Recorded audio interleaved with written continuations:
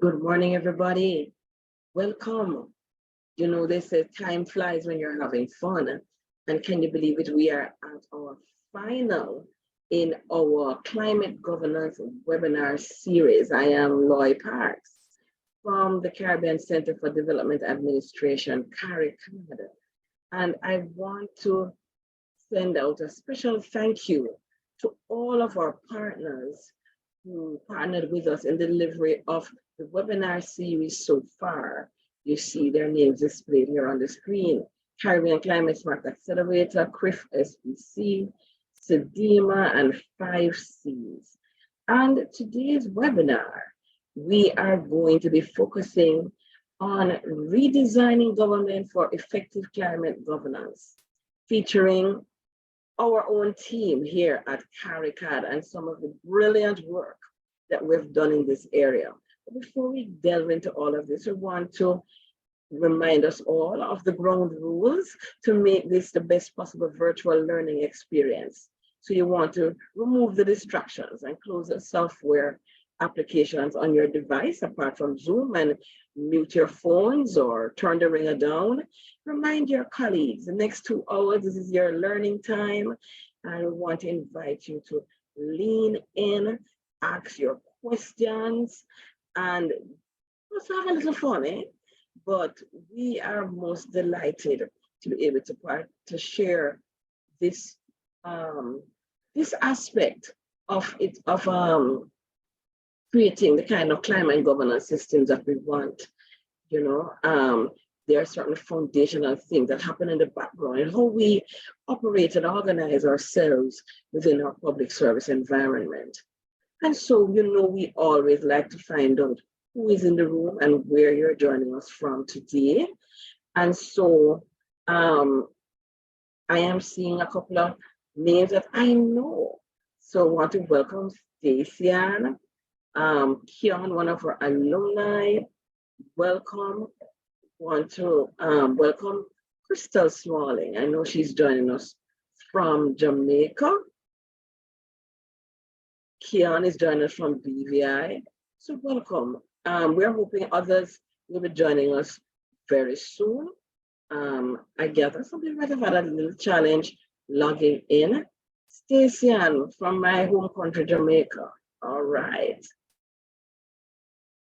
All right, welcome, welcome, welcome. So before we get into the real meat, what we're sharing from today is based on some of the actual work that CARICAD has done with the public service of the Commonwealth of Dominica. And I want to take the liberty of sharing a short testimonial of one of the persons from the public service there in Dominica who worked alongside with us on this particular project. So just allow me to bring up that screen now. And this is Fernando Raymond, who's actually one of our leadership development program alumni, and she's just sharing the experience she had. I am Versatile Fernando, a recent participant of CARICAD's capacity building workshop under the Commonwealth of Dominica Organizational Review and Reclassification Project. I wanted to share a quick note and to let you know that your team did a splendid job. I am glad that I had the opportunity to participate and acquire knowledge on the HR audit process and better understand the role of job analysis as a foundation of job description and the skills and techniques required to support the organizational review process. I was impressed with the focus placed on imaging the public officer within the context of Dominica's National Resilience Development Strategy 2030, Dominica's Climate Resilience and Recovery Plan, and the new public governance approach with public management focus on citizens, community, and civil society. That approach enabled me as a participant to be more reflective of the numerous variables required for the task and allowed a deeper analysis of action, attitude, and responsiveness required by all public officers. I enjoyed the job evaluation exercise and the discussions on training, informal learning, and the transformation of the Dominica Public Service into a learning organization. Again, thank you. I look forward to serving.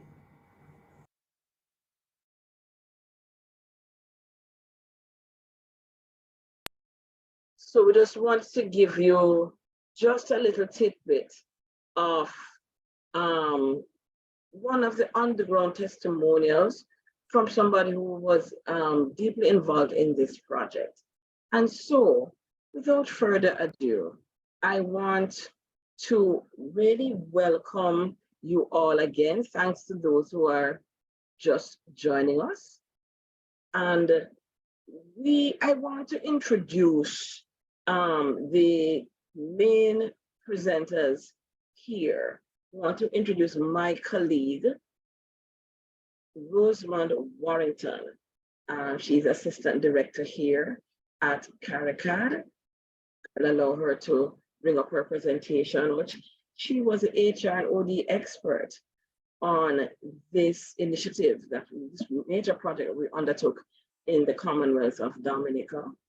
Also joining her is Maria Mason Roberts, and she's an associate consultant with us, and she was a team lead, and she's an OD and change management expert. We want, of course, acknowledge project lead, our very own executive director, Mr. Devon Rowe. Other members of the team included Denise Escard, Denise, I'm pronouncing your surname correctly, Dr. Gwendolyn Williams, Amanda Hackett, and Philip Dalsou. They all brought their various expertise to the CARICAD team, but we cannot not acknowledge the team on the ground in the public service of Dominica, including the trade unions and other key stakeholders who formed many different teams and worked with us. It was truly a collaborative effort.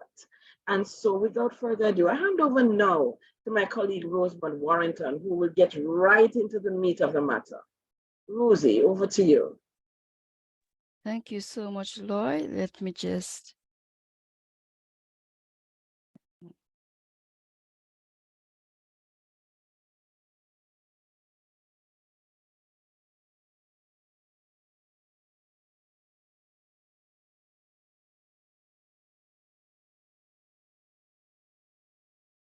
One second, Lloyd. Yes, I am here. Yes, is my presentation up?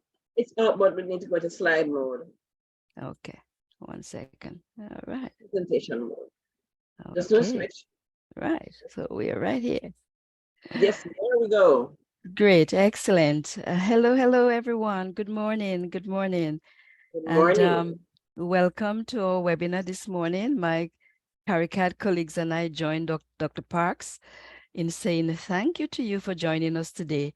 And we look forward to the next hour or so to spend some time with you and to share some very critical insights during the course of this morning. Before we get started though, I would like to take a moment to go over the main objectives of today's webinar. I'm always aware that time is a luxury, and so my colleague and I, Maria Mason Roberts, we will do our best to keep within the time frame and to hear from you in terms of your comments and questions as we go through our presentation today.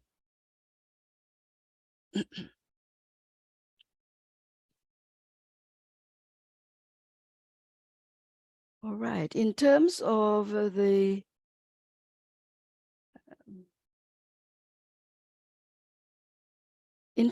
objectives of today's webinar, they are to explain CARICAD's mission, to describe good governance in the public sector context, to highlight the public sector role in climate governance, to demonstrate the link between climate governance and public sector transformation to discuss the significance and practical insights of organization development in climate governance, and of course, to showcase CARICAD's work in organizational development and HR in Dominica.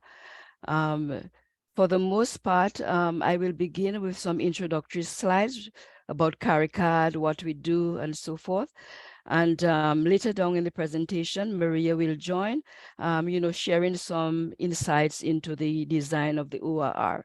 So let's get right into it. By way of background, for those of you who are not very familiar with CARICAD, CARICAD is the region's focal point for transforming and modernizing public sectors in our 17 member states.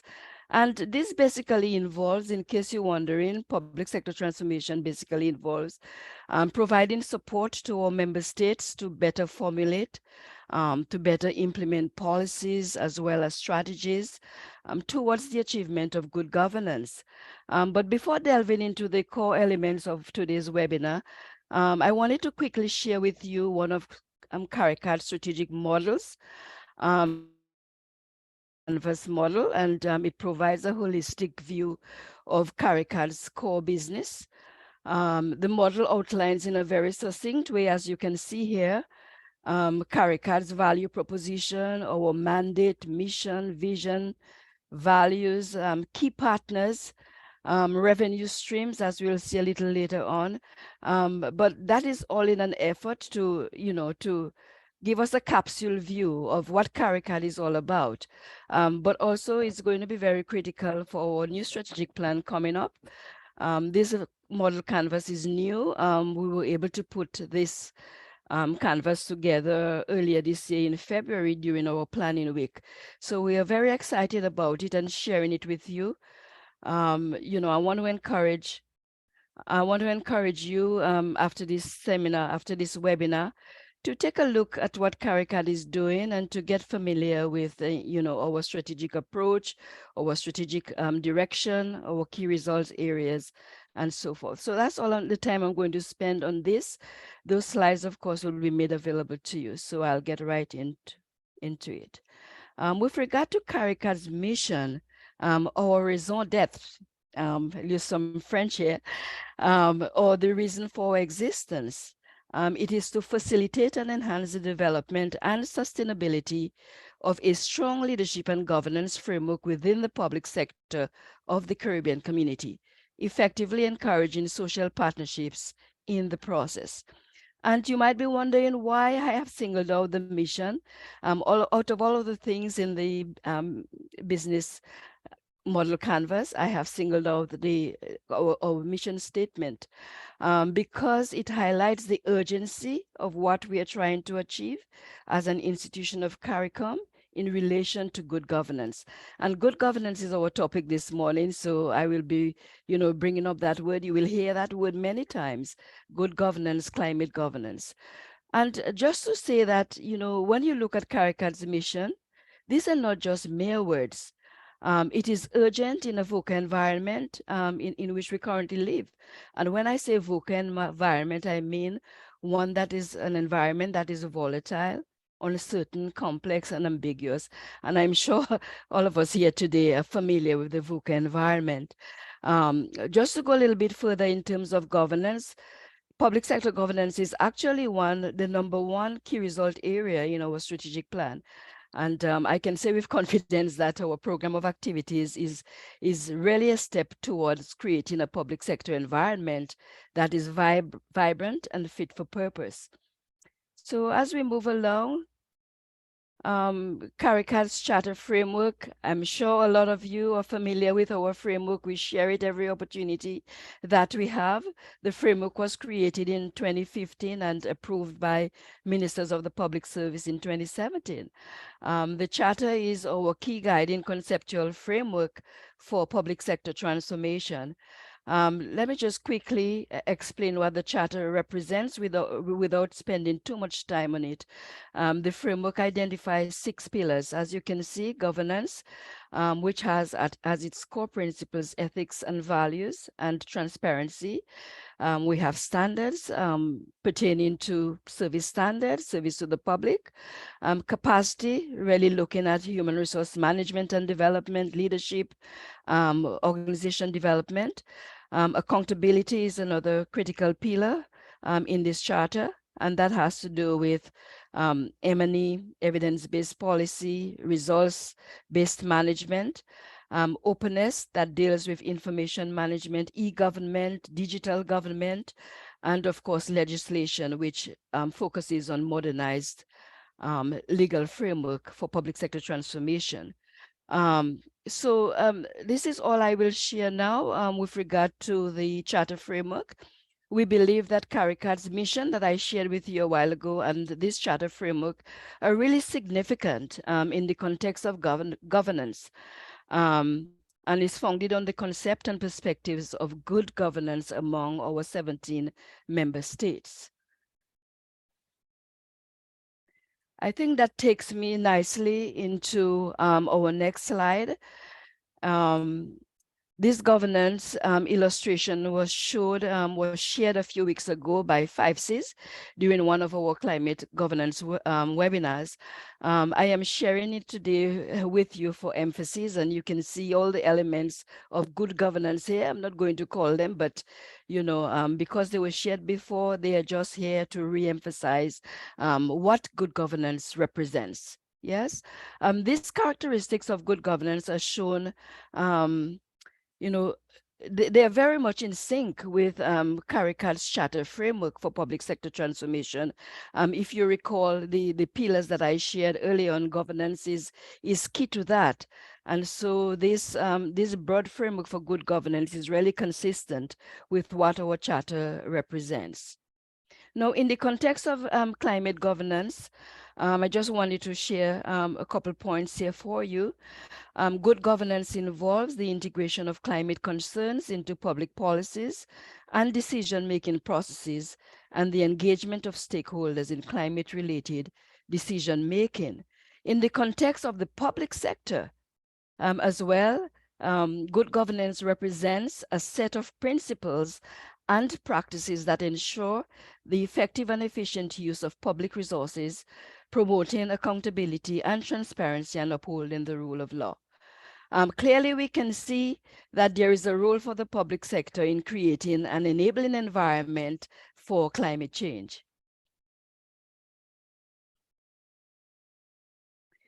So as we move along, as we saw in our previous slide, effective governance, contribute to a highly performing public sector. So when we speak about fit for purpose, let's talk a little bit about what it means. And perhaps in the chat, you can, just put your thoughts about what you think fit for purpose, a fit for purpose organization is all about. And Loy can share with me as we go along. So fit for purpose is not just about hurricanes. It's not just for hurricanes. We have a lot of issues in our region, issues of drought, Sahara dust, volcanic eruptions, and that just says to us that we need to transform and redesign as a public sector in the region. I am unable to see the chat, so Loy, do we have any feedback in the chat in terms of what fit for purpose represents? Not as yet. Great. Can you share some of them, and I will quickly move along? So folks, you can just type in the chat.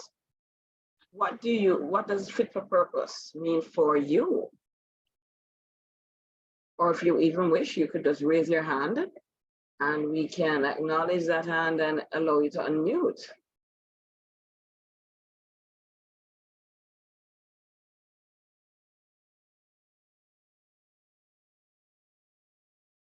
All right. Okay, so Stacy says fit for purpose means relevant and applicable to the given environment and context. So we have bright people here. Context. Absolutely. So Janine I is talked saying, about the enabling environment earlier, and yes, as we go along, anything else before I move on, Loy? yes, there are a couple of other comments. So Janine Worth Francis says its ability to amend the modes of operation to meet the changing needs of the stakeholders. Right, Hillary stakeholders, Alexander, modus operandi, yes. yes, Hillary Alexander, welcome Hillary. He's a former board member of CARICAD and has been one of our associate consultants in the past. He says it refers to being competent, knowledgeable, and agile. Competence, agility, these are words that we'll be using throughout our sessions today, both Maria and myself. So as we move along, when we think of fit for purpose governance, it means that public sector organizations must be transparent, must be accountable, must also be prudent in setting direction. It also refers to effective decision-making and evidence-based decision-making, if we might add that, provision of advice, and also managing and delivering public services, programs and projects related to climate change. So all of those words that I've used here, they represent fit-for-purpose governance and what it really represents. To enable the climate agenda in the public service, there will be need to establish fit-for-purpose governance arrangements. And not only that, but there must be a willingness by everyone at every level, really, to adjust the governance arrangements to meet changing needs. So we'll be talking a lot about change and mindsets and willingness, and all of that is very critical for good governance and ensuring that climate governance is adopted and implemented in the public service, in the public sector generally. Yeah. I wanted to share this chart with you, and I'll just go quickly through it. This chart really illustrates CARICAD's charter alignment to climate-focused agendas, both internationally and regionally. Let's look first at the international level. At the international level, we have the Sustainable Development Goals, which I am sure we are all familiar with. We also have a keen focus on reform of the public service in response to the SDGs by UN SEPA. And SEPA is the Committee of Experts for Public Administration, which our Executive Director, Mr. Devon Rowe, is a part of. He sits on that committee. We also have the Paris Agreement and the 2030 Agenda for Sustainable Development. So at an international level, all of those agenda, fit in nicely with our public service charter, as well as, CARICAD's mandate.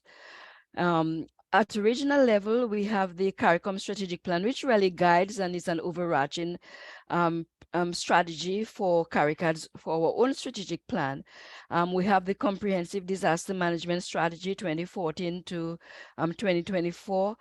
CARICAD has established MOUs with CDIMA, CTU, CCRIF, CCSA, and we also have collaboration with other regional institutions on climate agendas. So I am saying all that to say that these agendas all emphasize the importance of good governance. They also emphasize the importance of policy coherence, capacity building, transparency, and accountability in the public sector. Of course, there are several other agreements internationally and regionally as well that relate to climate change and relate to other things such as agriculture, environment management, human development, health, and so forth. And the point I want to make here is that it is important to note that the public sector is the lead agency in terms of implementation at the national levels. So we need to bear that in mind.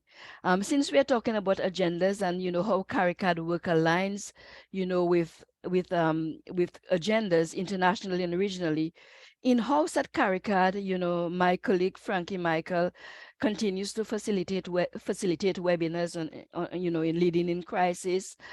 He has written many articles on disaster management. We have a number of tools and templates with regard to business continuity and, guides that our member states can use in an active way as they implement good governance and public sector transformation. I really love this this schema which we've created at CARICAD. My boss, Mr. Rowe, he likes to call it the twirly diagram. But it says a lot just looking at it. I think it's a very creative way of looking at public sector transformation. And without delving really into all the details of the triple loop model, which we've called this, a key takeaway is that transformation in pursuit of good governance requires multiple focus and action. So there are lots of moving parts, as you can see, in terms of coordination that will require mindset change, culture change, results. There's a focus on performance tracking. There's a focus on capacity and capacity building, systems, and we can go on and on as you look at that. This framework really is based on CARICAD's charter framework. It is the how of our charter framework.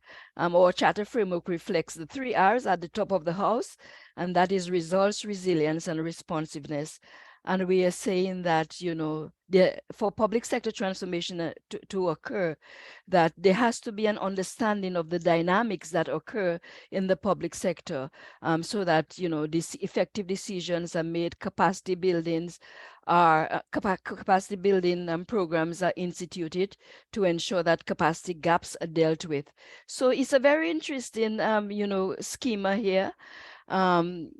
I have to say, though, that sometimes we find that countries are engaged in so many initiatives to advance climate governance and other initiatives, but what we're seeing sometimes is that they lack that coherence to ensure that everything happens in tandem. And also at times we see that initiatives may conflict, leading to wastage of time, wastage of resources, and so forth. So when we look at the triple loop model really alongside the charter, it really provides a basis for this coherence that I am referring to. As we go along here, in the chat, again, perhaps you can briefly say what a climate forward public sector looks like to you. If you have any ideas of, you know, what that climate forward public sector looks like, perhaps you can share that with us. And we'll do that very quickly.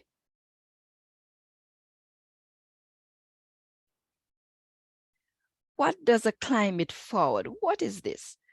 What does it look like to you, a climate forward public sector?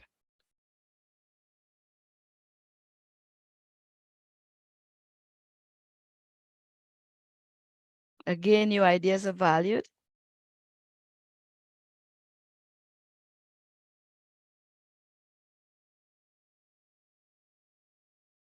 And I'm going to ask my colleague Loy again to just share with us some of the feedback that we're getting in chat. So Jamila said, HR trained to handle climate-related matters. HR trained, excellent.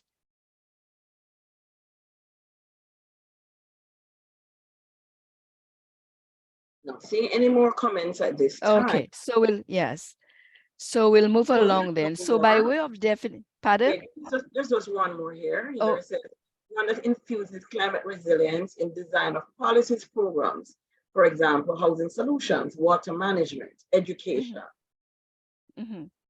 Okay, so excellent. It's quite in line with my own definition. By way of definition, climate forward implies looking ahead, anticipating future climate challenges, and taking the not only anticipating, but taking the necessary steps now to mitigate those challenges. So there is a keen need to redesign, yes, as a result of inefficiencies in the current system, regulatory inefficiencies, policy shortcomings, gaps in funding and resources, capacity gaps as well.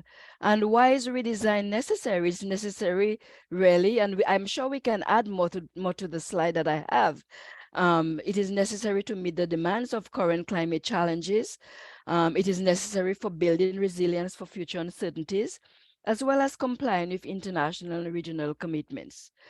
With regard to policy implementation, though, at the national level, we heard in the webinar a couple of weeks ago in one of our webinars that implementation of climate-related policy is really slow, at a national level, and so there is really need, for more discussion, more evidence-based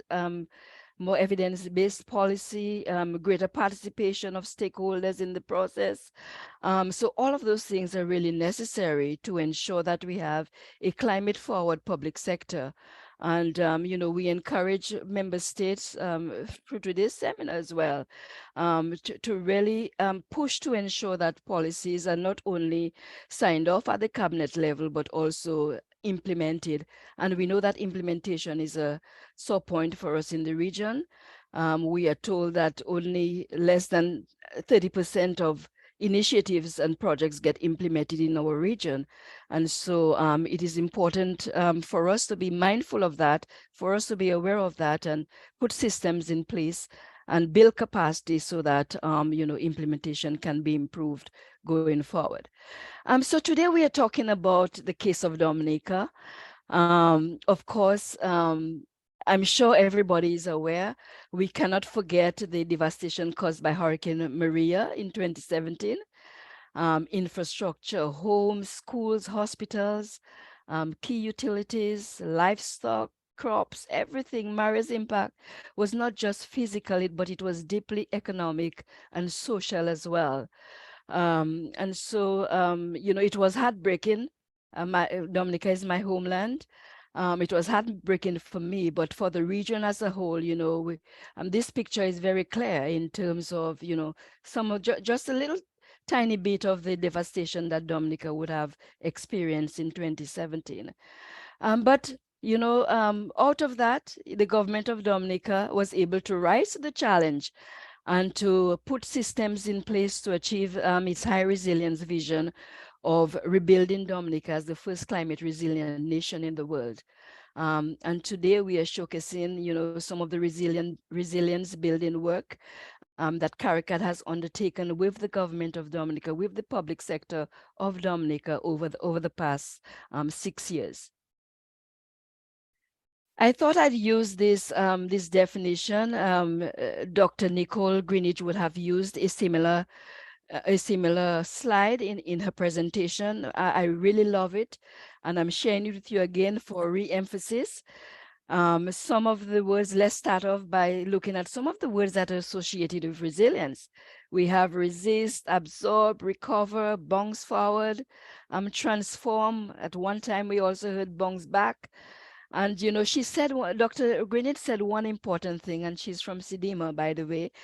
She said that we don't want to be just bouncing forward. We want to transform. We want to be a better public sector as a result of going through the disaster. And I have to tell you, I am in full agreement of that. The need for radical transformation cannot be overlooked. Yes, and therefore achieving resilience is definitely a strategic priority. It should be a strategic priority if it's not. Resilience is also a strategic capability. We heard in a couple of weeks ago that capacity and competencies at a national level needed to be enhanced with regard to climate management to support the climate agenda. And so resilience is about strategic capability. It isn't just about getting us through a crisis, whether it's hurricanes, whether it's floods, drought, volcanic eruptions, financial crisis. It's not only about that, but it is about having the foresight. It is about having this situation awareness to prevent potential crisis, as we saw in the case of Dominica. And it is about the ability to turn the crisis into a source of strategic opportunity. The government of Dominica must therefore be credited. They must be credited for having that longer term vision. Dominica was deliberate in its actions. by the setting up of CREED, and you might have heard of CREED. Dominica was also very deliberate in developing a public sector transformation strategy, followed by the organizational review and reclassification assignment that CARICAD would have led on. And we will share a little bit about that with you as we go along, and my colleague Maria also will take it up from here. Good morning, everyone. Good morning, good morning. Happy to be here joining, and of course, all the members of the CARICAD team online. And of course, as Lois said, before some of you would have come in, we are here as CARICAD sharing this experience. But of course, there were numerous people on the ground in Dominica that were also partnering with us, leading us, guiding us, making sure that, as we remember, we spoke about that fit for purpose governance arrangement, that what we were doing was fit for purpose for Dominica. And of course, as you went along this climate governance series, you would have actually been heard about what some of the things that Dominica has been doing. And just to reiterate what Rosie would have just said, one of the things that we noted as we came into do what is considered to be a strategic HR initiative in the context of moving Dominica to resilience and good climate governance, we had to pause to understand the context. And that's really, really important, because I think there are a couple of things that Rosie, my colleague, has said already for this morning. And I just want to sort of name them so you keep them in mind. And one thing is the leadership of the public service, because that's our responsibility to national development has always been there. And as the world becomes more complex, the public service retains, in fact, its role is being amplified, to keep ensuring that human development and the development of the environment and the development of everything around us is maintaining that quality, that desired quality. So that leadership of the public service is important. Its role is important. That there's a strategic or HR response that is necessary. And of course, mindset change is one of the things that Rosie has been talking about. So in terms of a major aspect of the mindset shift, we noted that the Dominica immediately became strategic after 2017. Even before that, they were. But in terms of actually making massive, deep, complex, large adjustment and shift to their development strategy and make it climate resilient, they immediately did that by sitting together and indigenously crafting their national resilience development strategy. It's really important. And the other thing, of course, that they have global recognition for is the establishment of a fit for purpose agency intended to immediately start the ball rolling. So that's important as well. They translated their national resilience development strategy into its climate resilience and recovery plan. And in your various jurisdictions, you may have your national development strategy written in a similar way and starting to cascade down into the priorities that across the sectors, whether it's health, education, agriculture, climate, whatever, you may have your similar ones. In Dominica, the CRRP became that document that says, these are the things we're going to address now. These are the things we're going to address first. This is going to set the ground for us to continue. And one of the things that they did say in that was that it emphasized strengthening the institutional systems. And we translated that, and they have translated that into an effective modern public service. I want to highlight that, because that, they noted, was an essential requirement for achieving the goal to become climate resilient. That modern, effective public service. Thanks, Rosie. You could go ahead.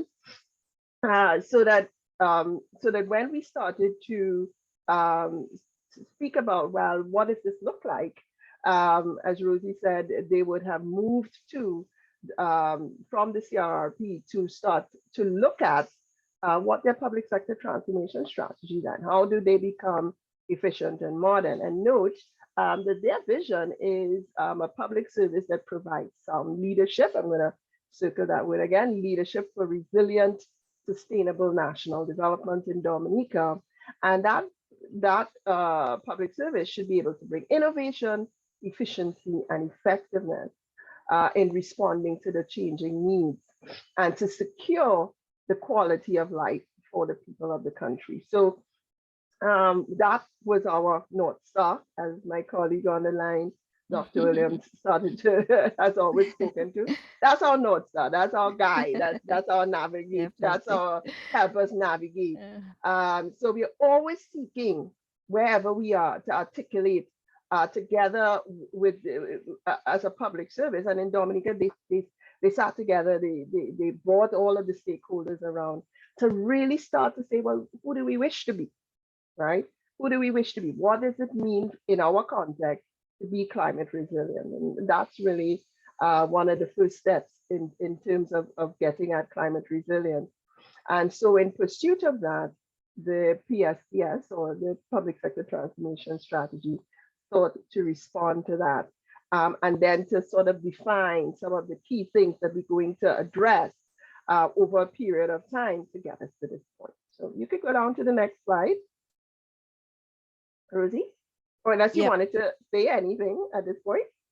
No, just just to agree with you, and you know, I can continue to say the PST strategy was critical for Dominica. Not many of our member states do have a public sector transformation strategy. And again, Dominica is leading in that regard, having that strategy in place, linking that strategy to the vision to have to build the first climate resilient nation in Dominica. So that was important, to have the strategy in place to guide the public sector reform and transformation efforts. And so again, as I said, Dominica led in that, and the public sector transformation strategy really was the foundation for the ORR. The ORR was merely a continuation of the public service transformation strategy. As Maria said, in the pursuit of a high resilience public service, you know, Dominica engaged the support of CARICAD, not only to have done the public sector transformation strategy, but also to engage in the ORR. And so we were able to make that connection. We were able to continue with our engagement of strategic stakeholders.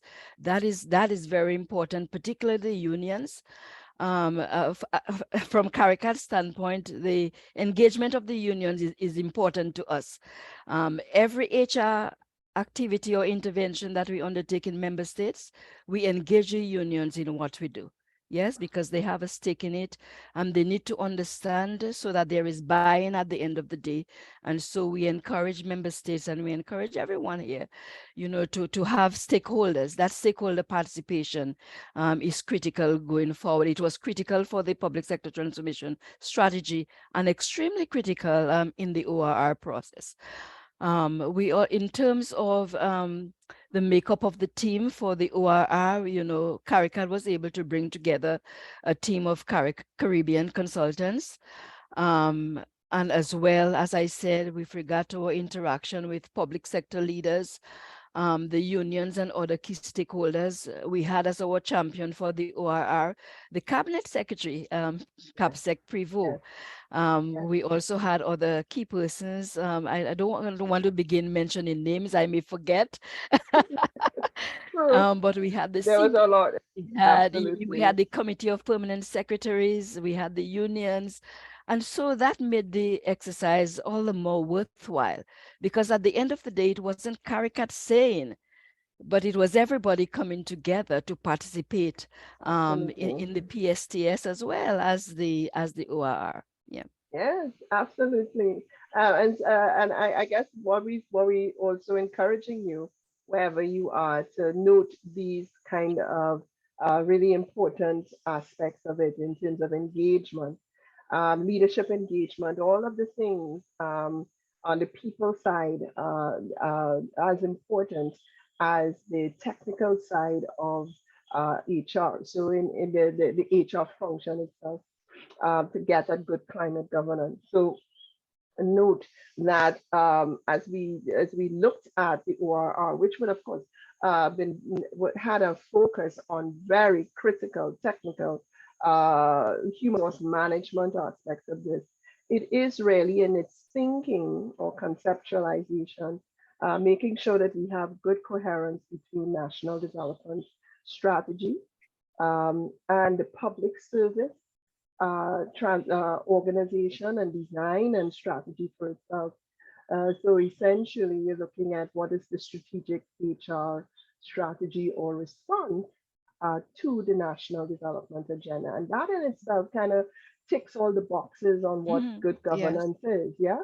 It that sense, and it falls in line with what we said in terms of the CARICAD charter. It's the issues of quality. It looks at how we open accountability and all of those things, because we use the charter to frame our approach and philosophy to doing it. So I'm going to go a little bit faster at this point, but I just wanted to say, just in response to some of the things that I saw in the chat, as you get to HR trained handles, how HR trained to handle climate resilience matters, like Janine said, having defined what those climate matters, of course, there's a strategic HR response. So one that infuses climate resilience into the design and so on.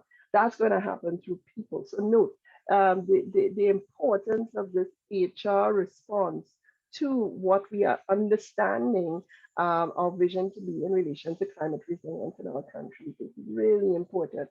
That way we could start to define how people need to be able to respond to what we're doing. How do they learn what it means, as Siobhan says, to prioritize products and services to lower environmental impact? Do they understand what environmental impact is? Do they have it in the big picture of what that means for development? And therefore, wherever they in the public service, that they can begin to contribute to that. So I just wanted to emphasize that linkage, and I'm going to continue to do that as we go along. And I know that we have a couple of questions, and we're going to get to those in a bit. But you could go down for now. Go ahead. Yeah. And Okay, just to add to that, Maria, you know that what I like to call that vertical integration is yes, very important. And you rightly mentioned that, some countries may not have CREED, but they may yes, have a national development plan. And that is so important exactly. at the apex of everything, at a national level, to be able to use that, as the cornerstone, to use it as the overarching strategy for other strategies. So whether Yes, it's at the sectoral level, whether it's at the ministerial level, that builds into your corporate plans at the ministry level, and it trickles down to your performance management system. So when we speak about strategic HR, that's what it's all about. It's making that vertical linkage, way up from the National Development Plan in the case of Dominica CREED, way down to individual development plans for public officers, in terms of how do they commit and support the goals and objectives of ministries and departments. And so that connection is critical for us to make. And going through the OR, we'll talk a little bit more about it as we go along, but I'm getting a little bit overly excited about even talking about yes, it, because the yes, experience was just exceptional on the ground. I have to mention as well the support of the local team on the ground, led by Ms. Carr. yes, That exceptional. Without a functioning local team in that respect, we could not have been able to achieve what we did. So thank you, everyone. So as we move along, though, just to say that there were two primary components of the ORR, and that included an organizational review and restructuring of the public sector of the Commonwealth of Dominica, as well as a job evaluation and reclassification exercise. Now, just to talk a little bit very quickly, though, about the expected outcomes of the ORR assignment, recommendations for changes in ministries, divisions, and units. The outcomes included recommendations for changes in job functions, job descriptions, based, of course, on revised organizational structures, recommendations for an appropriate pay grade structure, and reclassification that reflected the changes in the jobs and job descriptions. And that was such an interesting exercise in terms of, the process.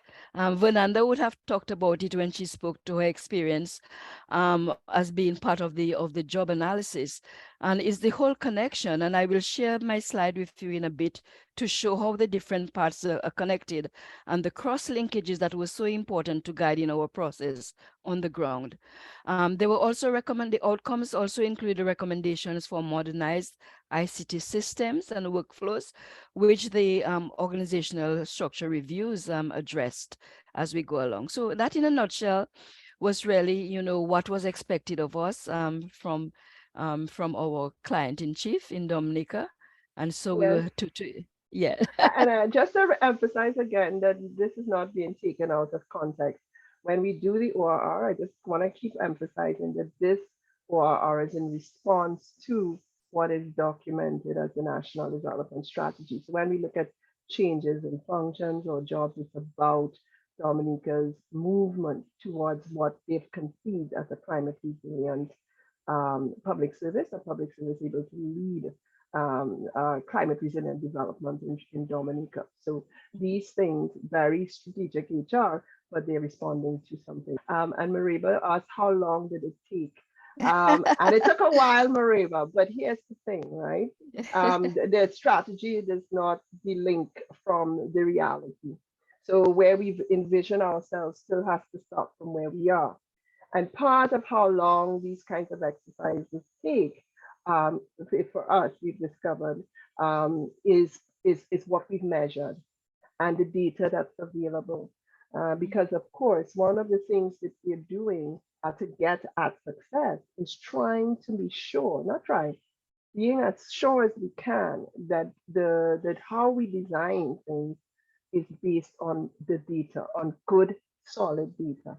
So part of this process of change is about looking at what you've been measuring, how robust your data systems are. And some of you may be thinking, yeah, but my HR data systems are not that great. But it's something that you need to start working on, because really and truly, when we measure what climate governance means to determine, even if we're doing it, and even if we're doing it, how good we are at it is all about measurement and how we measure people are doing. So just to say that the fundamental principles of HR management and good management remain here, and part of that is what data you use. So what we discovered is that we had to work collaboratively to make sure that we had the kinds of data sets and that they were robust across all the stakeholders. And that's the other thing about bringing stakeholders together. They are that way, that collaborative approach also gives you a sense of whether the data that you're making decisions on is robust and if you've looked at every angle. So that is a big part of it. It does take a little doing, Mariba. Yeah, go ahead. Okay. So. Thank you, Maria. Sure. So I'd like to share some insights into CARICAD's support to Dominica in the past 5 years. And I try to capture it in this wave analogy schema, which I'm sharing with you now. Let me start off with the aspiration section. As Maria said, this was our North Star.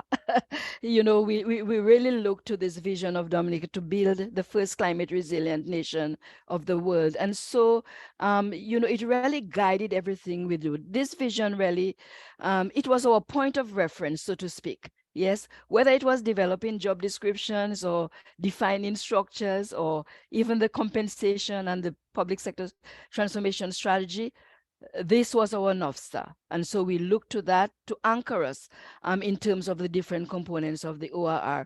But over the last 6 years, CARICAD has been working very closely with the government of Dominica, as we said earlier, with the public sector transformation strategy and then into the ORR. But just by way of a historical background, prior to our interventions with Dominica, there was a public sector modernization strategy for 2003 to 2008. That was done with support from the British government, and it was also part of the Economic Stabilization Program. So that was important. That was an important part of the history with regard to public sector transformation strategies. So CARICAD built on that, but also with the new vision in place. CARICAD had to revisit, what are the areas of focus for this new public sector transformation strategy, which CARICAD worked on with them. So as I go very quickly, I'm going to go through all the waves.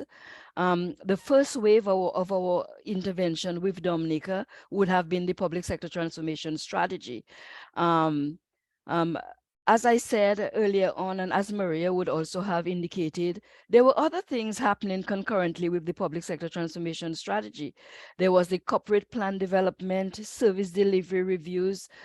So it's highlighted in green because CARICAD wasn't part of those interventions, but of course they impacted the work that we were doing on the public sector transformation. So that was the first wave.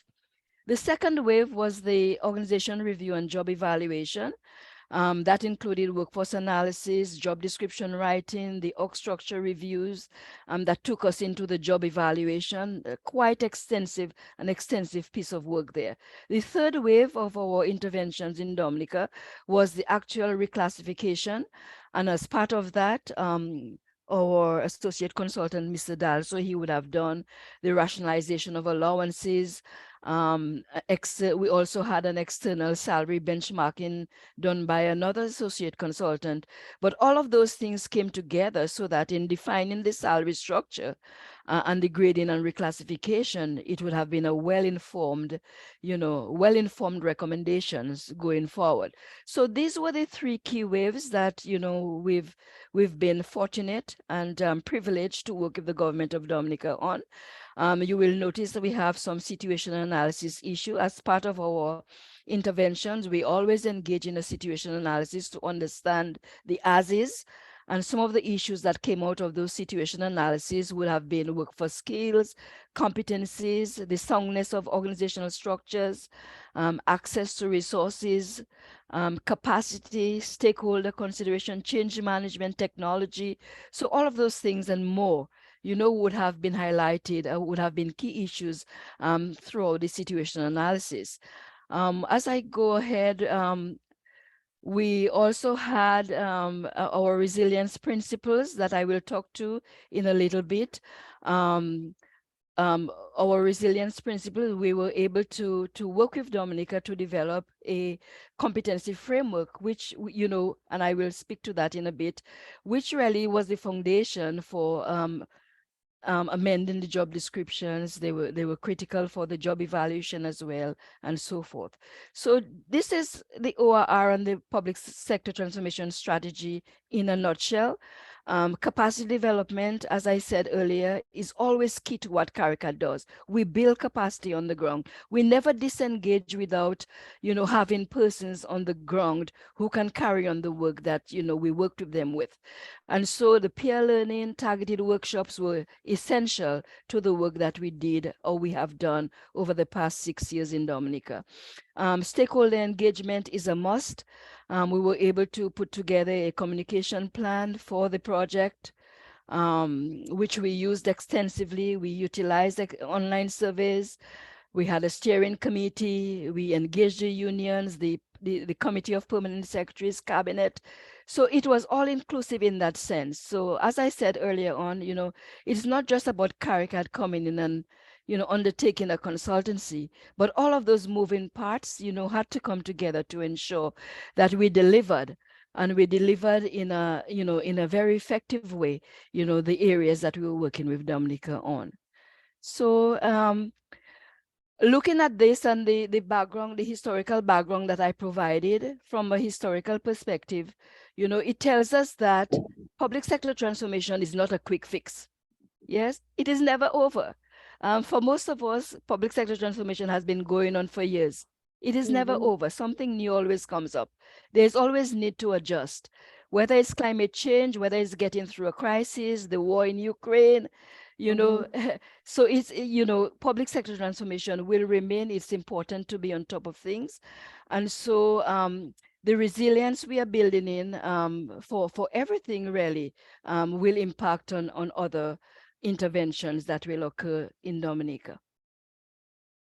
So I wanted to share this with you just to talk about some of the tools. I thought it was necessary to highlight this particular model and this particular tool that we use of mind mapping. Is one of the many tools that we used in Dominica. You know, a major aspect of our partnership with Dominica had to do with conceptualizing the new public service for resilience. And so throughout our interactions with public officers at every level, also we activated a climate survey. We had over 800 responses, and you know, all of this information, you know, put together, you know, was able to give us this joined up data, as I like to call it. It was so important for us because we were able to put together this mind map that really represents what public officers in Dominica, you know, are dreaming of when they think of public sector transformation. And as a result of that, we were able to establish 6 A's, or 6 A's, you know, which really captures the discussions, the ideas for high resilience public sector that public service public officers in Dominica had. And they were the 6 A's we have here are awareness, agility, alignment, action-centered, adaptive capacity, and alliances. And time would not permit me to go through this entire slide, but I just wanted to show it to show that it was really a stepping stone to take us a bit further. Yes. So let me just move very quickly. So we were able, as a result of the mind mapping exercise, we were able to come up with this schema, the 6 A's of a high resilient public sector, which are, as I said, awareness, agility, aligned, action-centered, adaptive capacity, and alliances. But we didn't stop there. We were, as part of the ORR, we were able to take this schema and we were able to develop a resilience competency framework. So when we talk about climate governance, this is important for us. And it's not, you know, the public officers in Dominica didn't just wake up and say, this is our competency framework. We took it from scratch. We did the mind mapping. We identified the key areas. And out of that, we developed this competency framework. I just put this for an example. Adaptive capacity is one of our 6 A's, just to show you what the competency framework looks like. So for each of these success factors or principles here, we have identified core competencies, and out of that, we have also identified some attributes or behavioral anchors that support those competencies. So we have an entire framework with all the 6 A's and unpacked in that way, as I'm showing you here. Just wanted to share that, you know, for reference, to show you what we were able to do out of just the mere mind mapping. So the tools are important to us. The models are important to CARICAD. We don't have the models for just having them sake, but we do use them as part of the work that we do in country. As we go a little further, just as I wrap up, I also wanted to show that having competencies, you know, is critical, is a critical HR, is a critical HR activity. And so I wanted to show how you can integrate, and not only Dominica, but for every participant here today, how can we integrate resilience in the other HR and OD processes and systems in the public sector? And just to give you a few examples. Yes.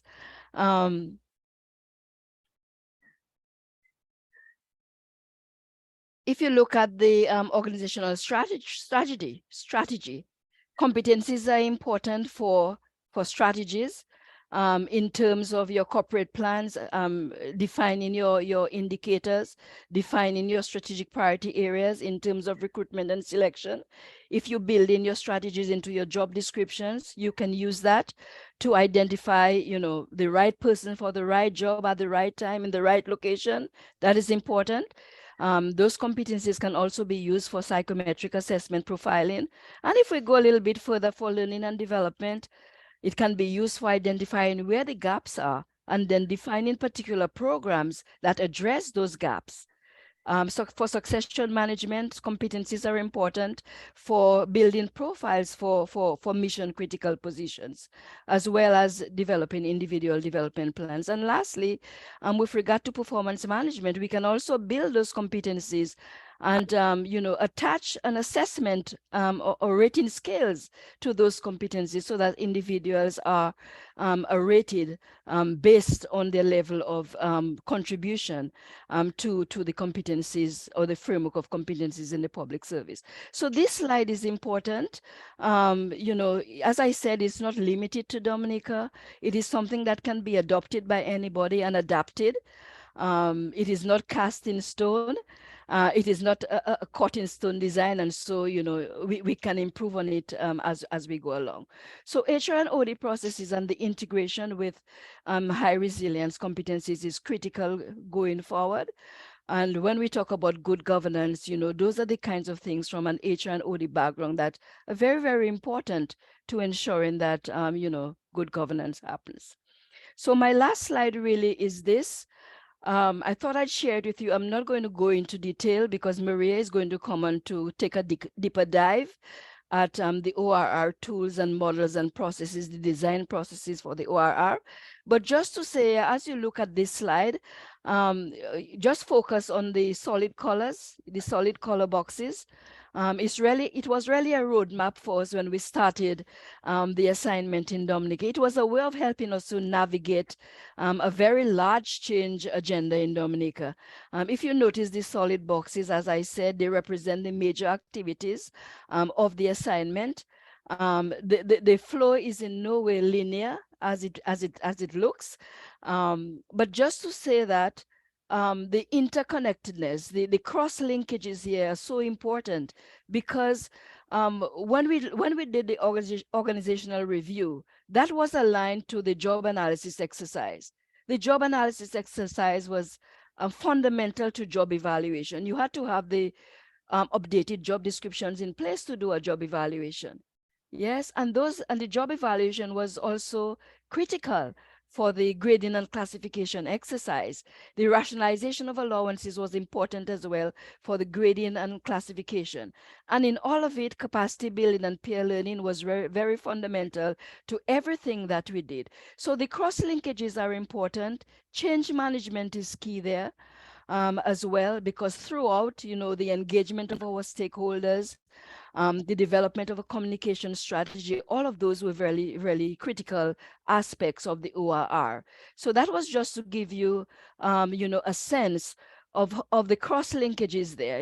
It's not just doing one thing and then, moving to another, but there were instances, where we really had to, to look at the other processes that were going and build on it, learn from it, and move on to another such activity. So I've taken some time here to go through this. I will leave you with this, and I will now hand over to Maria, who will take it up from here. Thank you, Maria, Rosie. Thank you. And I'm not going to say much about this, like I think Rosie did it. But just before you leave it, though, Rosie, just go back to just one thing I just want to emphasize again. So if you take very few, if you, just because it's a lot, notice that sunshine in the corner. And that sunshine in the corner is the situational analysis, and that roots us, right?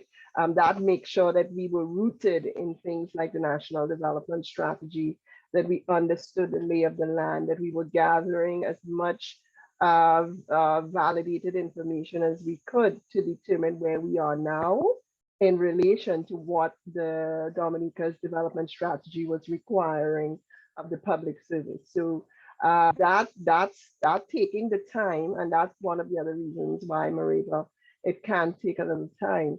You do need to be sure that you try to start as best as you can with good information, a good understanding. Remember the needs analysis, all of those things, and you tarry in terms of the situational analysis, and it gives you enough understanding of where things are at to know how effective you can be in respect of any of the other stages that become important. The second thing I just want to say is that in respect of all of these things, of course, the CARICAD team would have had persons looking at specific, so the organizational review. For those who came in a little later, our team on the ground was made up of myself, Rosie, our executive director, Mr. Rowe, and of course, the technical team would have included Philip Dowsu, who would have looked at the allowances and the classification and so on. And he would have received the data from Denise and Amanda, myself, and Gwen. Gwen and I are here. Denise couldn't join us this morning. Denise Askai led the process of looking at the organizational review. Myself and Amanda, along with another of our colleagues, Marsha Thomas Frederick, would have led in terms of developing the job analysis on. But all of us were working together with teams. There were over 100 persons on the ground working with us at various stages, and hundreds of persons participated in this activity just to make sure that we were designing something that was fit for purpose. So that's what I'll add before I get to the next slide. And this next slide really would have been shared with you who were here from day one. ICDEMA. And sometimes when you're doing something as we had done in Dominica, we were going after resilience and resilient development and a resilient public service and working out what that looked like. And because when we listen to CARICAD and when we understand the frames that they are using, we have to repeat this one because it really aligned and was coherent with what we were doing on the ground in Dominica. Not that this was necessarily a frame that we use, but we found that alignment. And we would noted, for example, that integrated agendas was absolutely essential, and understanding what the agendas were. That polycentric governance was something that was required for the resilient government and resilient development and climate governance, right? Sectoral integration, sectors working together because no one sector had the answer. The flow and management of information and that would allow for good decision makings, whether you were directly in the environmental sector or you were in one of those affected, agriculture, youth development, social services. How do we flow, that we had to become a learning institution, that we had to have self-organization and networking. And the reason for that was that, as Rosie said, when we look at transformation, it never actually ends, but we have to be able to be on tap with our beneficiaries, with our co-creators, with our partners, and always networking to ensure that what we're doing in the public sector is relevant.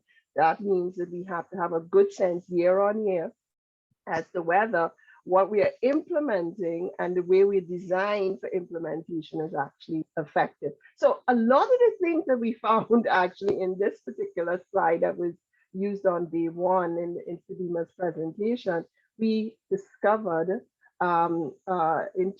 intuitively and deductively as we were doing the ORR. So if you go down one more slide.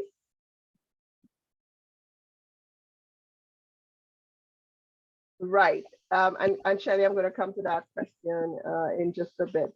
So the note that, and kind of is here a little bit in response, Shelley asked, is CARICOM strategy in sync with our national strategies or vice versa? Any periodic country report on how we measure up?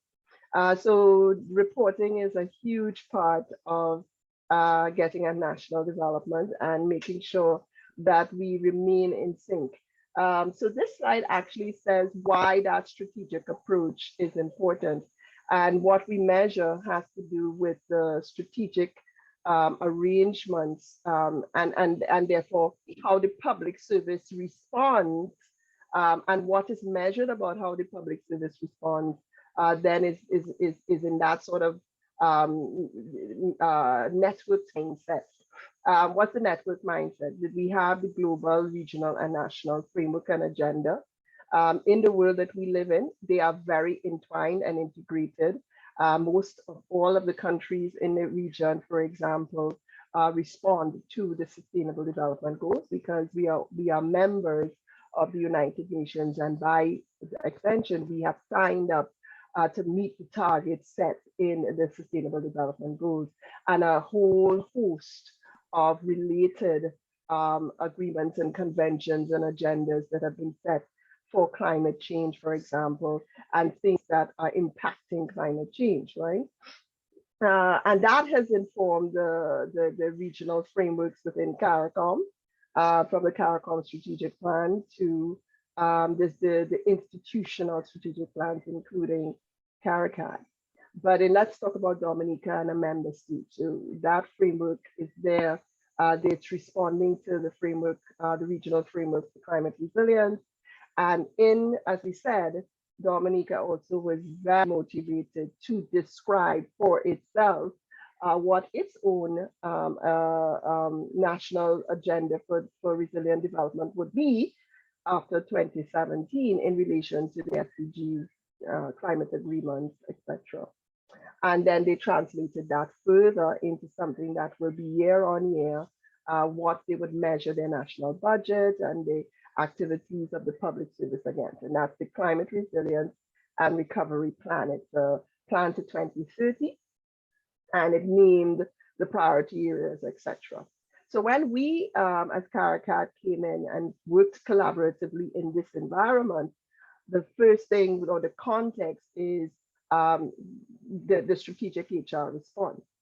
But there's a larger context to that that has to do with governance and the new public governance ideas. That's really that on that global side, right? That's SDG UN side, where all countries are grappling with what the public service needs to be in this very volatile, uncertain, complex, ambiguous environment of which climate change is a major consideration. And therefore, when we talk about where the public service has to go, we still don't have to be on our own. There's a global discussion about that is talked about what are the attributes and elements of the new public service and the strategic HR response to that, right? So keeping that line of thinking, then of course, we looked at the public sector transformation strategy for Dominica, and of course, where the ORR that we were assigned to do fits into that global agenda. What to highlight here is, again, on this slide, is that box that says various transformation initiatives. And believe you me, when we got in, that's why that situational analysis and assessing of the ground is also important. We discovered a host of initiatives designed to make the public service better, right? And in that sense, we also wanted to be sure that the ORR, because of what it is, was bringing coherence to that transformation agenda. So go ahead, Rosie. Right, and this is our river of change, where we were able to sort of try for ourselves to map what was happening and to bring coherence to Dominica's transformation towards climate resilience or resilient government, etc. And we try to put it here. Now, all that we found about 20 odd initiatives that were ongoing, various things as you would see here. So there were a lot of digital transformation initiatives, e-portals, e-registry, digitization of lands and titles registry, and so on. And those are very specific, and they treat with the issue of resilience in Dominica specifically. And it's important for you to do, you will do a similar kind of things about the critical projects that have to be done to move things in the direction of good governance climate resilience, climate management, all of those things. They were in treating with their trade policy. They were treating with their social division. They were looking at the teaching service. They were looking at trade one-stop shops. They were looking at business development and support systems, etc. And all of that alongside environmental reform, legislation and reform, electoral reform, etc. And all of this needed to be seen as part of the agenda to move in a particular direction that would bring high resilient public service and resilient development in Dominica. So we mapped it, and we noted the role of the public sector transformation strategy in that, the ORR in that, and the next huge project, which is still ongoing, the digital transformation project in Dominica. Okay, so again, strategic start, getting at where we are, making sure that when we understand where we are, we start to look for the umbrella of change that is going to move us in the direction of getting at a climate resilient public service. And just to remind you, remember that triple loop model that talked about all those moving parts? That's what we found, right? On the ground. Continue, go ahead. So we did use quite a number of tools. We had to make sense of the lay of the land. And while we were doing things that were path breaking, right? A lot of where we're going in climate governance and it's still going to be unwritten. There's a lot of work happening, but two things, it's still very new work in that sense. So many countries are still experimenting. And at the end of the day, the models that are being created have to really be customized for you. You have to be able to adapt and adopt in your own context, okay? So we did use frames to help us make sense of what we were seeing.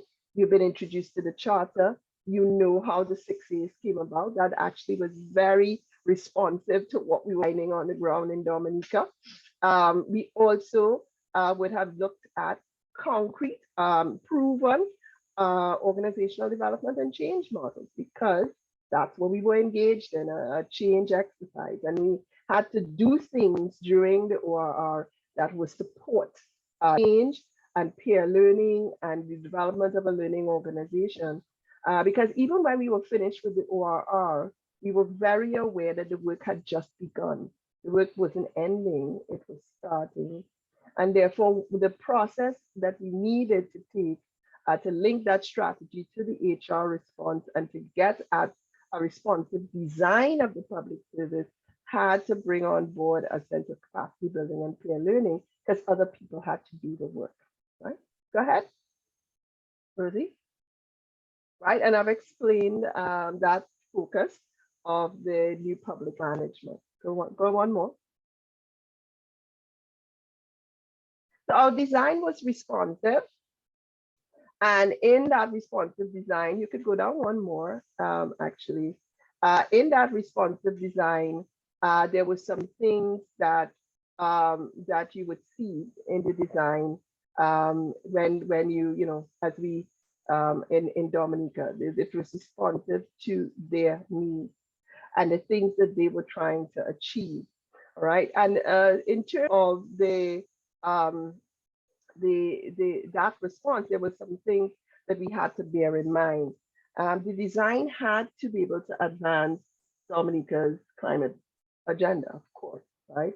And that links to the idea of integrated agendas that Selima would have raised. It had to enable and promote consistent high performance in relation to the targets that Dominica's strategic document would have set. So you had targets named in the National Resilient Development Strategy. You had targets named in the Climate Resilience Response Plan. So you had specific targets. Note, it also needed to respond to the targets that were international and regional. So Dominica is also reporting on where it's at in the SDGs. It's also reporting on where it's at in the Paris Agreement, in the biodiversity agreements, in the Basel Convention, in all of the things.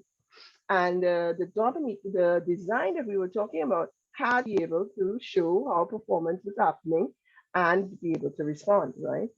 It also had to facilitate polycentric governance and sectoral integration, and that led to improved communication and collaboration and engagement of the staff, and most important, improved service delivery times and service quality.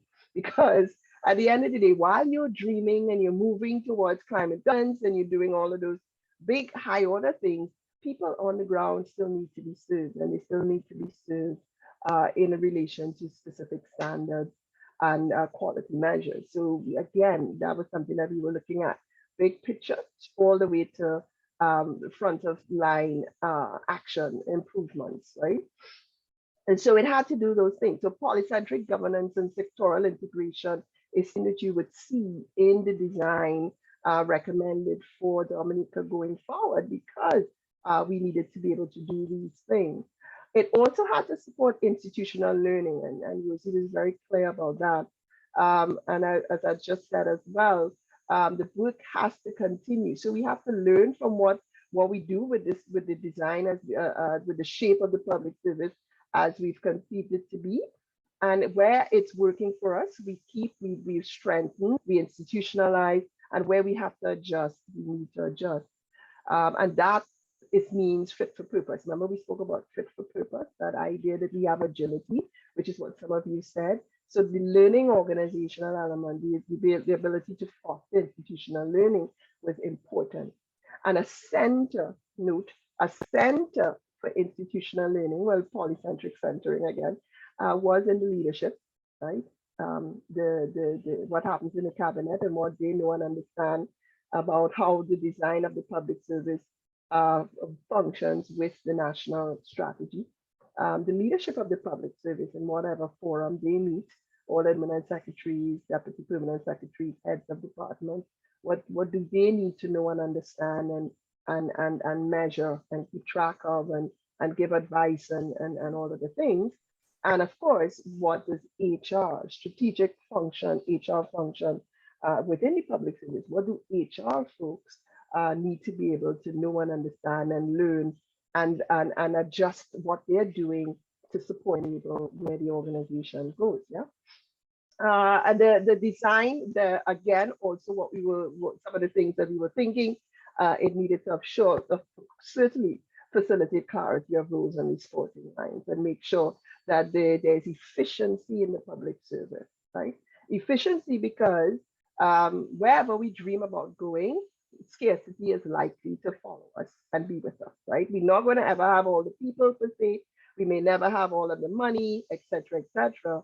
But what we can do is make sure that what we do is efficient, and to build on that efficient framework or foundation to ensure that as we go forward, that we start to attract the necessary competencies and capacities, and they are most efficiently positioned for all of the public service to develop. That would have led us into a design idea led by our colleague Denise Eskai that we call the hub and spoke, or is articulated as a hub and spoke design, right? Go down one more, and I'll just final one in terms of some of the things that you would see, or some of the attributes we try to put into the design so that we move from national strategy, strategic HR response into what the public service would be like and how responsive it could be.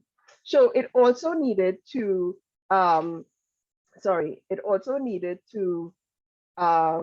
enable the public service to take advantage of digital opportunities and solutions, right? And that was something that was very important to Dom, as you would see in all of the river of change.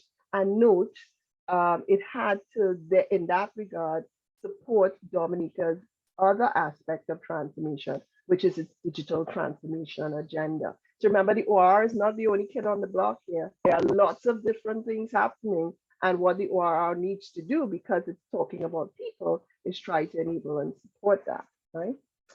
The design also had to contribute to planning and scenario planning and all of the thinking about resilience. So it had to have sort of an inbuilt agility mechanism. and a set of triggers that will make us continue to look regularly at whether the shape and structures in the public service were continuing to support where Dominica wanted to go. So that was a big one. We grappled a lot with that because, of course, the design of the public service wasn't intended to be agile in that way. But how do we do that? And we're still going to continue to look at that, right? But it helped us to center monitoring and evaluation as a function in that for that agility, and also to look at risk. And finally, I'm going to say that it had to create, at the end of the day, they had to respond to all of the perennial issues that public servants have, right? So we did all of the big picture things and so on, but on the ground, every day, am I getting my incomes? Am I advancing in my career? Am I mobile? Can I move from where I am in this structure to go to another structure? What does it mean for me? Those things, of course, the design needed to treat with, and that was important. So altogether, we sort of looked at these incompressibles against what persons would have said when we spoke with them, when we asked them in the survey, when we developed the 6 Ds. So essentially, our design had to put in place all the conditions to move towards the 6 Ds of high resilience. And that's what we would see featured in our designs. Yeah. So of course, there's a lot more to this, but because of time, we just wanted to kind of share what were some of the things that we brainstormed that Denise then had to sit and sort of, make this thing all work together and make the recommendations for the design of the Dominica Public Service going together. So she looked at all of the things and sort of started to conceive of this. We shared it, we engaged, we asked questions, people told us, oh, that will work, that can't work, and we kept at it and to get to the first stage or this stage of acceptance that we're then going to continue to look at, to monitor, to see what's working. And Denise will tell you if she was here the journey has now started with design and structure alignment, HR alignment, because our strategic agenda may shift and change. Our VUCA world may require it of us. And what we're doing now is designing in a way that we monitor, we see what's working, and we continue to adjust. And that in itself is a principle of good governance. That in itself takes us in the direction that we want to do. So I'm gonna stop here, and I'm gonna hand back to Rosie, I think. Let me see the next page. Yeah, did I miss anything? Rosie, did I miss anything? Yeah. It's raining here where we are, so I may be missing you a little bit. Go ahead. Hello? Do we hand over to you now? Okay. I'd have loved to hear from Dr. Gwen, who was part of our team as well, if there's anything that she'd like to share at some point before we close today. I'd be really grateful for that. Dr. Gwen? Yes, thank you, Rosie. Are you hearing me? Yes, yes, I am. I'm now hearing as well. Thank you, Dr. Gwen. What was really informative for us and for me on the team is the extent to which the CARICAD tools inform the way we as consultants align the thinking of the governments of the region with what we brought to the table as the tools of our own trade. So, for example, Maria would have gone through all the various policy initiatives and policy intent as contained in the heads of government kind of work. And we felt that you have to come in and find out what is what on the ground. And I want to underscore Maria's point about the situational analysis and so on. The second thing is that we recognize that the role of us as consultants in collaboration with with CARICAD was to ensure that we had an implementation agenda that was co-created, as shown in Rosie's CARICAD's business canvas, co-created and partnered. So again, that whole sense of collaboration, collaboration, collaboration. And that collaboration, we built in a peer learning. What did we have as consultants have to learn from the actors on the ground, as shown in one of the slides earlier on, and what could they, the various actors there on the ground who are collaborating with us, what we call the interface client, what could they learn from us? So a huge part of the process was the peer learning. Workshops were held on the job evaluation and job analysis. And very soon, many of the persons collecting the data were from Dominica. So just emphasizing the role of the consultant as enablement and not as experts qua experts. That's the first point. The second point was apart from the interface client, Ms. Carr and others and so on in the reform unit, the critical role of CAPSEC and her team, the head of the public service. And at all points, she was on board to co-create with us, to be the face of the change, to bring us in line in terms of what's happening on the ground and how well we are aligning to the various activities on the ground. And the CAPSEC as the head of the public service, it meant that from a change management standpoint, we had a change sponsor, that whole change ownership, that was the face of it was from Dominica itself. And that tied in with report from an M&E point, reporting, engaging. It took a lot of time and sometimes it was tiring indeed, but we knew that if we are going to have authentic implementation and ownership after we have left, for example, consultants come in, projectize the way our presence on the ground. We come in, we come through, we leave because it's a business contract, as it were. So that business of reporting, engaging to the Committee of Permanent Secretaries through CAPSEC, that was really, really very critical. And it meant that we had to iterate and go back and check.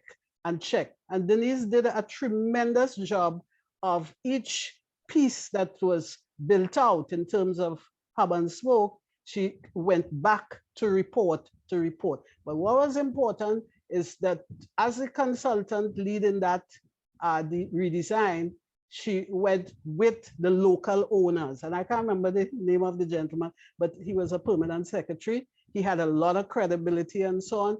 And he did a lot of the data collection work.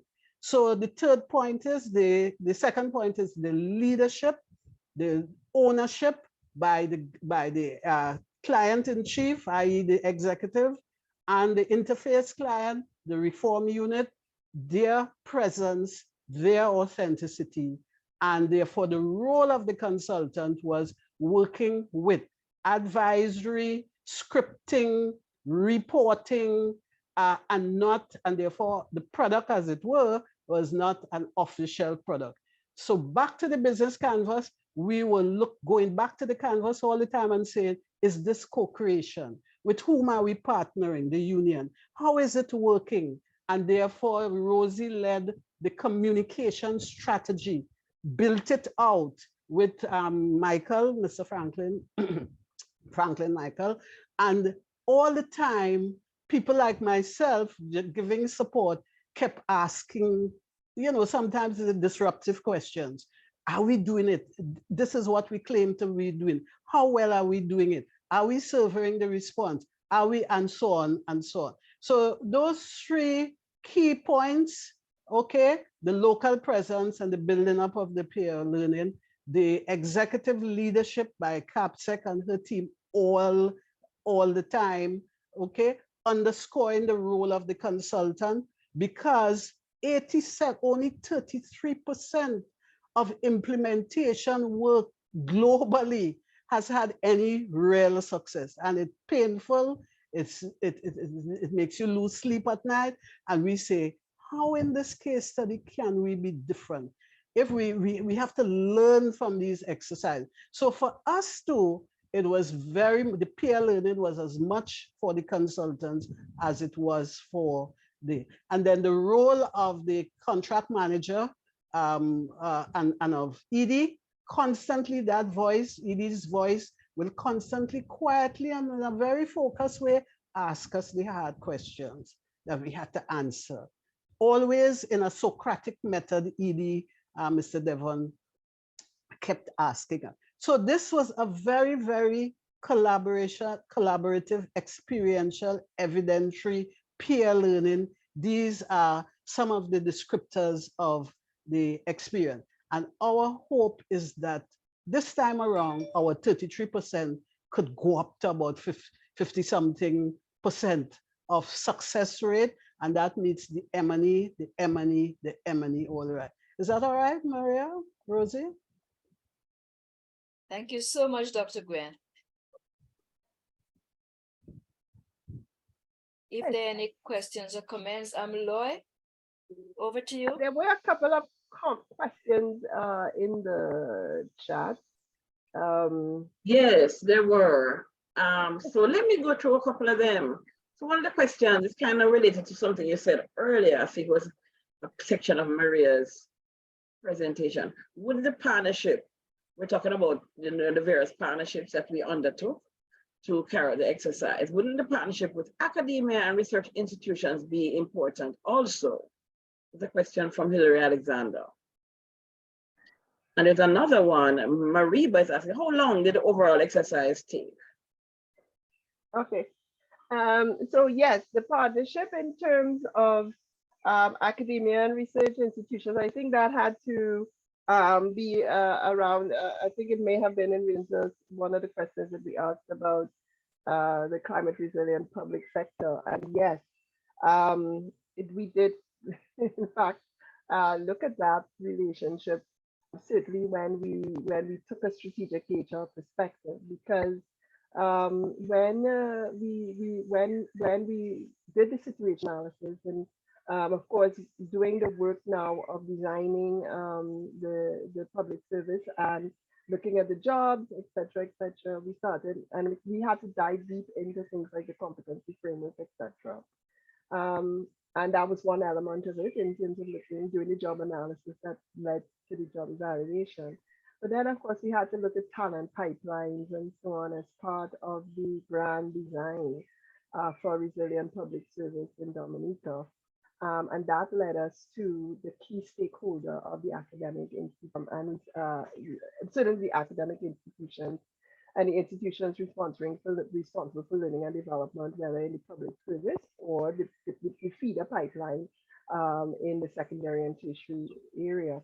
And in fact, the folks, the leadership from those institutions became part of the range of stakeholders that we engaged when we did the situational analysis for Dominica, and sort of started to get perspectives on what is required and some of the things. And as Rosie and Denise would have led on actually redesigning the competency framework and so on. Well, how do we sustain that? How do we build it, sustain it, and maintain it? Means that part of the way forward is engagement of those institutions in moving forward. And similarly for research related to this, because we are doing it in a VUCA environment, because we know, and it's been said by Dr. Gwen as well, that we are just starting the journey. Part of what we have to do in climate resilience, resilient governance, or governance generally, is start to look at what are we measuring, what are the indicators that we're measuring, and how do we track those indicators to make sure that we are moving in the direction that we should. So essentially, what's the research agenda here, right? It's an R&D undertaking as much as anything else. So the connection is very important. And I think I did speak to the area of how long it will take. A little bit. It took a while. It took a couple of years, but we tarried a lot on engagement and the situational analysis. We tarried a lot in capacity building. There were, as I said, over 100 persons who did all of the job analysis. You know, they went out in teams. They were responsible for doing the questionnaires with the incumbents. They helped us pull together all of the data. We tarried a lot there. So the design sort of dictated. And one of the things that we wanted to make sure, and all of the things that, you know, the considerations that we had sort of dictated that we do it in a particular way. Yeah. Any other questions? Or please, Gwen, Rosie, please, if you wanted to add anything to what I just said, please feel entirely free. I wish Denise was here, but she again sent her regrets and hopes there's another opportunity for her to share directly some of the things that she was able to do. Gwen, Denise?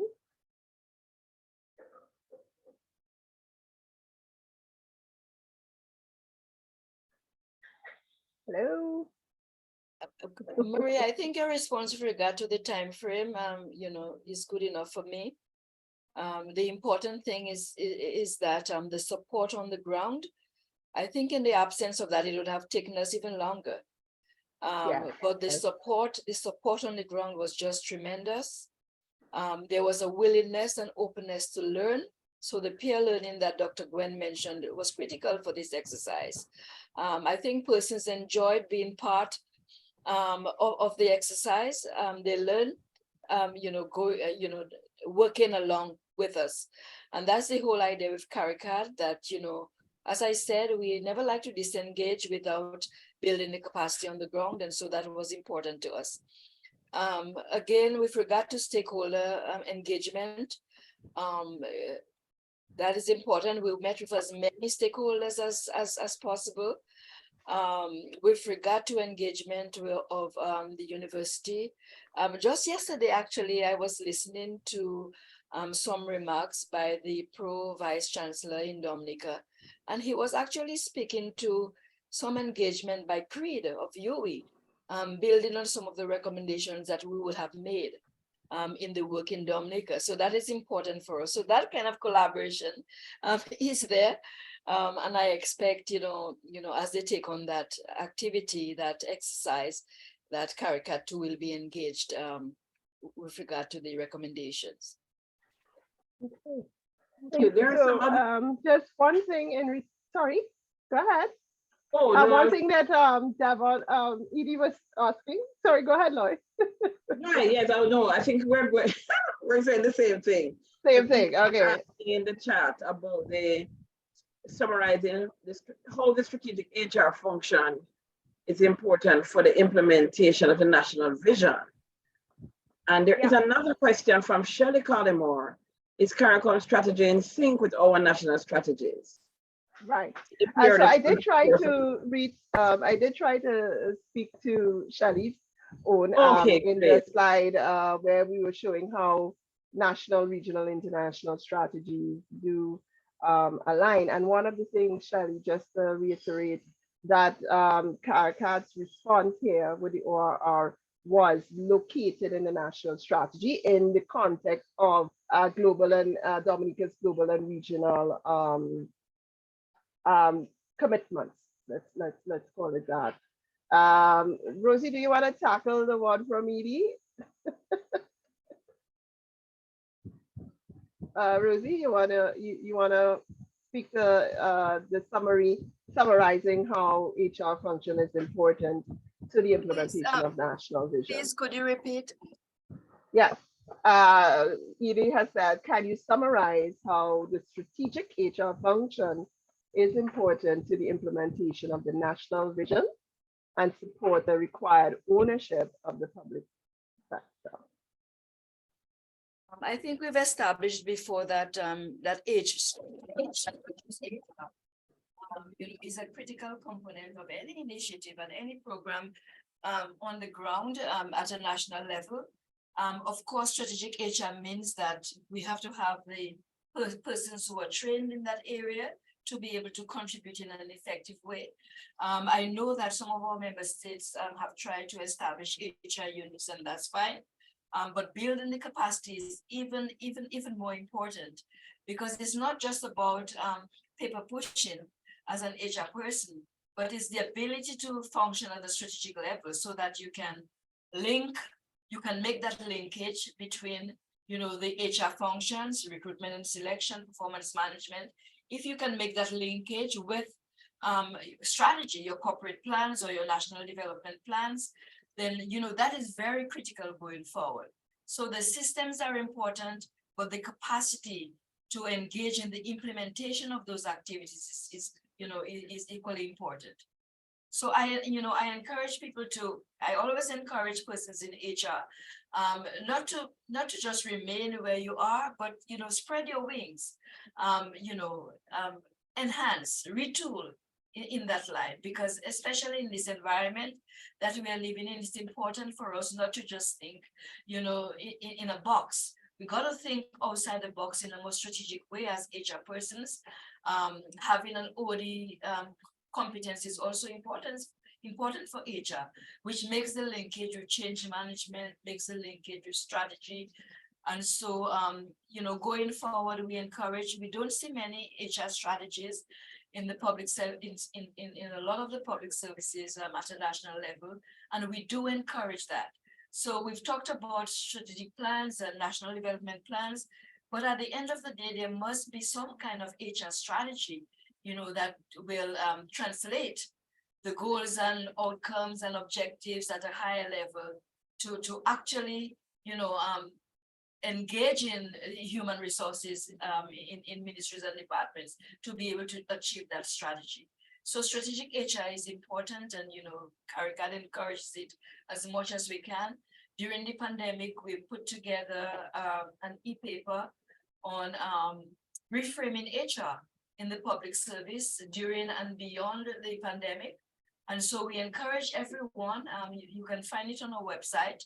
We encourage everyone to have a read, because it is so critical moving forward from this pandemic to have a mindset change. Strategic HR, we got to rethink the way we do training and development. We got to rethink the way we engage people, the way we recruit. And, all of those things are important and are included in our reframing paper. So we encourage you, maybe we can also share that paper with our presentation today. Thanks. Over to you. Thank you very much. Thank you very much, Rosie. Just one thing I would add, of course, for awareness, and it is about awareness, and that is that a lot of times strategic HR was within the functional unit or department for HR, but a lot of strategic HR is occurring at the leadership level of the public service, and therefore the awareness that Rosie was just speaking about between, how, well, the awareness about what happens to people in relation to national development. What are they supposed to do? How does it impact them? And most importantly, public officers. That kind of conversation and sensitization needs to be part of the dialogue from our permanent secretaries to our ministers of government, as well as the folks responsible for strategic HR in our public service. So the notion of awareness across all of these decision-making cohorts becomes important, and the understanding of the interoperability of the strategic HR function and implementation of whatever national vision is to be achieved. It has that dimension. It requires ownership across many levels, and of course we're talking within the public service now. But Rosie would have mentioned, Gwen would have mentioned that it occurs that linkage has to be made outside to folks like academia, to our unions, right? Because they're also directly trying to ensure that there is a linkage, a solid, good, effective, efficient linkage between what happens to people and the national development agenda. So the idea here is looking forward, going forward, for us to understand that it is a multi-stakeholder kind of awareness, sensitization, and making the links between these. And of course, for leaders and decision makers to require and resource HR, functional HR, to be able to do it. And for HR, functional HR, as Rosie said, to start to trigger itself that it has to have a strategic response. So one of the things that we were chatting about, for example, is for strategic HR persons throughout or wherever you sit, or even if you're a line manager where you are, do you have that list of climate governance documents, right? All of the things that you really should be aware of. You know, have you read the Paris Agreement? Have you do you follow the discussions when the world needs to talk about this? Have you looked at the Basel Convention? Have you looked at all of those things? And you actually think, or maybe what we should do is with Sadima's lead, kind of do a reading list that we could share with all the persons on this call, right? So you start to again see that strategic HR, how the people that are in your charge need to be able to respond is happening at many levels. But it can't. The national division, any movement that we're going to make towards climate governance, that won't happen unless we have a strategy to enable people and empower people to act in the roles with the competencies and the skills that they need to get it done, right? So I hope that helps, Edie. I hope that sort of made the connection. Yes, and Hillary is saying she'd be really interested to see how implementation of the key priorities, progress in Dominica, and demonstration of the success of the model. So absolutely, it is something that for CARICAD is really important.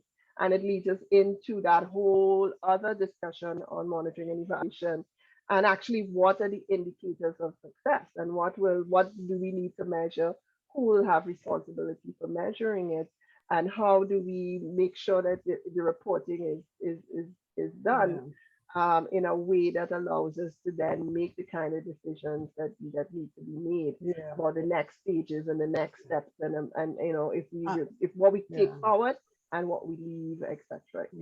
Yeah. And Maria, just to add a sentence to the tracking, monitoring, so that there can be quality assurance, trying to get it right the first time with agility, given the VUCA world, you know, and how the scenarios could change. Well, how do we track? How do we improve? How do we problem solve, and so on? And one of the good things about the region is that respective governments may have a set of tools, a set of frameworks that we can borrow from each other, much to be borrowed from, led by CARICAD, of course. And in the Trinidad and Tobago jurisdiction, that business of monitoring and evaluation, we have seen and have been coming to terms with as consultants, as understanding not the Vision 2030 document, the National Strategic Development Plan, but accompany it is a document that I think through CARICAD, the region could look at, and that is reporting for performance, quite an extensive document, and it lays out, you know, the teams putting people first, then it lays out results-based management with all those drop-down menus and templates, as Frankie has shown us in another webinar, and populating those translates, so we could track in a systematic, structured, systemic way, how are we doing? We want to move from this global 37 to 87% failure of change, right on to, especially in respect of climate change, right on to a KPI that we feel that could work for the region. So we have frameworks and so on that CARICAD, as a focal point, has been pulling together. We were able to look at the Trinidad and Tobago in that jurisdiction, the tool of monitoring and evaluation. monitoring within OD framework, the framework that we have looked at by Cummins and Worley, where we have to look at the strategy. But when Denise redesigned in what she called a hub and spoke modality for collaboration, for decision making, and so on, the question we went, that is in that quadrant, the systems quadrant, but we went and say, well, are people able, willing, committed to practice it? And that takes you into the strategic mode, because the strategy is to make Dominica the first climate resilient, successful one in the world globally. So we went from quadrant to quadrant, and as Denise would have told you if she was here, the challenge of implementation is the challenge of culture.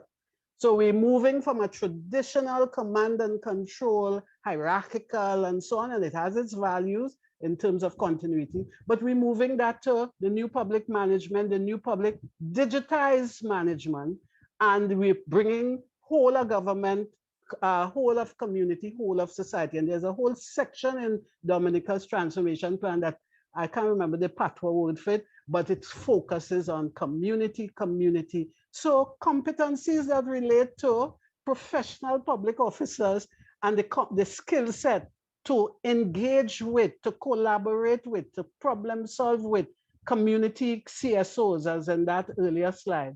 That brings HR into a very strategic mode, because it's supporting the strategy of whole of government, whole of community, whole of society. So two things that we have, tools that different governments have put in place. We have a lot of tools from in Dominica. So we have a smorgasbord, as they say, and it's peer learning. It's an exciting time to be a public officer using M&E systematically, structure, systemic, and so on and so on. Thanks. All right. So ladies and gentlemen, can you believe it? We have come to the end of the webinar. I really want to thank my colleagues, Maria, Rosemund, Dr. Gwen, and the rest of the team. And I do see some additional questions and comments in the chat. Thank you all for coming and participating. And in particular, Shelley Collymore, because I do have your contact. I've seen your question. And so what I'm going to do, Shelley, is to put you in touch with our team more closely so that you could continue that discussion offline. And so with that, we want to just wrap up our webinar by sharing a couple of announcements. And so we want to invite you to save the date, July 11, 2023, from 9 a.m. to 3:30 p.m. Eastern Caribbean time. We are going to be having our virtual symposium under the theme Innovation, Digital Government, and Changing Mindsets for Public Sector Transformation. So you want to look out for the registration details for that. We will also have, in addition to the virtual symposium, a pre-symposium webinar. So more information is to come on that. So you want to mark the date. We also have our call out right now for our mid-level leadership development program that's delivered virtually between September to December later this year. And for these and all other programs or technical assistance services, I'm sure you're fired up to get more information about how can you have CARICAD come and offer technical assistance in whatever area, it is OD, HR, leadership development, and others. Please visit our website, caricad.net, and you can contact us at info@caricad.net. And so it's just for us now to ask you. We believe feedback is a gift, and we invite you. We're going to put the link in the chat to our feedback poll. It's a very short one, but we want to hear your thoughts. We want to get your feedback on how did we do with this climate governance webinar series and this particular webinar. And if your colleagues did not get an opportunity to be here present, note that you can visit our YouTube channel, Caribbean Center for Development Administration, and you will see the recording to this webinar as well as other previous webinars, not only in the climate governance webinar series, but those that we've done in the past. So with that, we want to say thank you for coming and all the very best for the rest of the day and the rest of the week. Thank you all so very much.